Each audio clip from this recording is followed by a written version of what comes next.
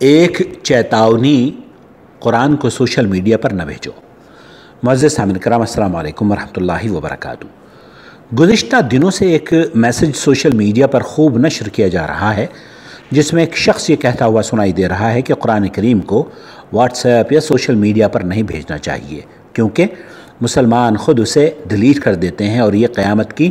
نشانیوں میں سے ایک نشانی ہے کہ مسلمان خود قرآن کریم کو اپنے ہاتھوں سے ہی قیامت سے پہلے مٹائیں گے۔ وہ شخص اس پیغام میں یہ بھی کہتا ہوا سنائی دے رہا ہے کہ اس کے اس پیغام کو زیادہ سے زیادہ لوگوں تک پہنچایا جائے۔ آئیں اس پیغام کی حقیقت جاننے کی کوشش کرتے ہیں کہ اس میں کتنی سچائی اور کتنا جھوٹ ہے۔ سب سے پہلی بات تو اس گمنام شخص نے اپنے اس پیغام کو ایک سنسنی خیز خبر کی طرح بنا کر پیش کیا ہے، اور اس کا آغاز وارننگ سے کرنے کے بعد، چیتاونی سے کرنے کے بعد یہ تاثر قائم کرنے کی کوشش کر رہا ہے کہ اگر اس انتباہ پر عمل نہ ہوا تو گویا قیامت برپا ہو جائے گی، اور اس نے اپنے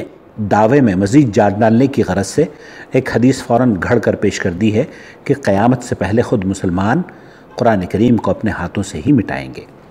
اس میں تو کوئی شک نہیں کہ قیامت کی نشانیوں میں سے ایک نشانی یہ بھی ہے کہ آخری زمانے میں قرآن کریم کو اٹھا لیا جائے گا، لیکن اس بات کا تذکرہ کہیں نہیں